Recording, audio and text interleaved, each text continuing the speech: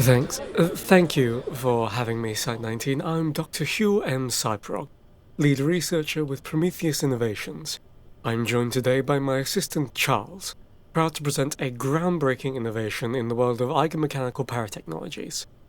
A deceptively simple device that can not only stabilize the local Hume field at record radii for use in control of ontokinetic phenomena, but can also be used to calibrate aspect radiation sensors to an accuracy of 99.997%, with an approximate confidence interval of 2.33 to the power of -4 plus minus 0.005.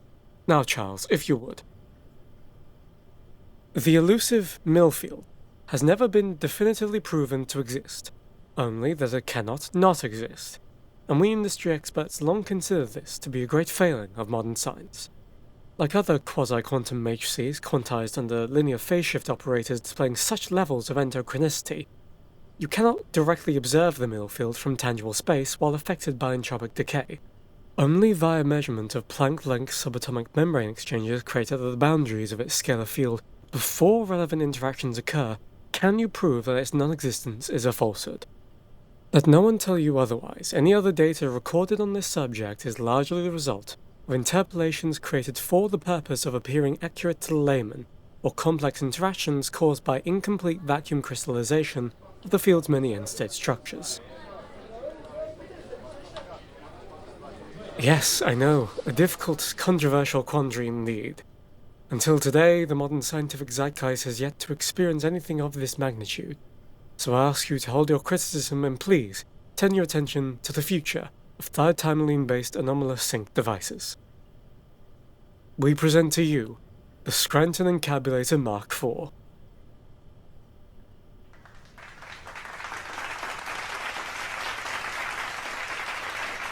Thank you.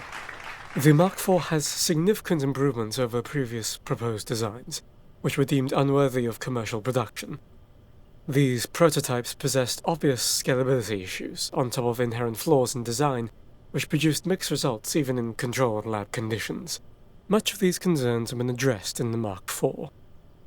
This device runs on a proprietary, state-of-the-art series of algorithmic principles, implemented to sufficiently subvert the Hume expectation factor instead of the Hume incredulity coefficient, formerly generated by a multiversal inflow of effluent Humes to produce significant modal symmetrization and desymmetrization of the Mill field. As you can plainly see, the eigenmachine is constructed on a laser-cut base plate comprised of a lattice of post-stress-reduced beryllium bronze and hafnium carbonitride molded into a free-floating 5-cube multiplex.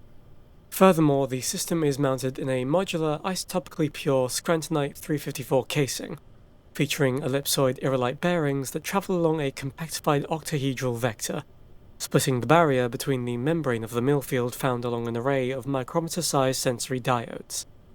The runoff aspect in ionizing radiation is then annihilated within the superconducting reaction core at the heart of the machine.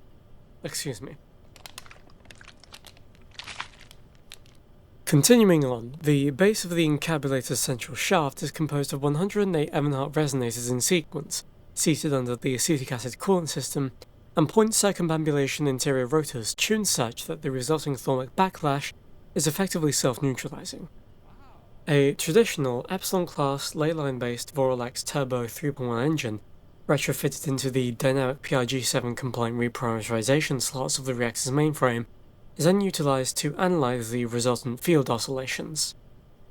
Every seventh oscillation is integral to the detection of the Mill field. Elan-Vital energy conductors triggered on the detection of sub-integrational particle destabilization by the internal ARAD systems induce a subfluxual counterharmonic resonance event. Following this, countervailing anharmonic resonance output is reduced by up to 93.9%, an extraordinary feat compared to previous designs. Thus, the Scranton Encabulator MK IV is the only field-tested device capable of being used in the containment of type periwinkle entities. Additionally, large-scale Akiva radiation fluctuations can be rendered practically imperceptible, provided the encabulator sinks have been properly armed beforehand. These are just the tip of the iceberg, folks. The applications and peace of mind offered by the MK IV truly are a wonder. Any questions? Yes, you there. Thanks. First of all, interesting design choices. My question is, how will we power something like this? Most of our current SRAs require significant energy consumption. I can't imagine this is any better, right? Well, as I mentioned earlier, instead of a traditional conductive connection to the local power grid as a primary source of energy, the system generates its own self-sustaining power via the vacuum destabilization weakening of the domain wall, which is induced by the excitation of the Hume field. This process does typically take a few minutes to see adequate returns, which is why an onboard capacitor is utilized to store reserves capable of activation in up to 10 minutes of operational capacity. In the event neither option is available, we do in fact include AC power hookups and a USB-C charging port, or when push comes to shove. Overall, the machine uses a fraction of the power draw compared to Scranton reality anchors. Any further questions?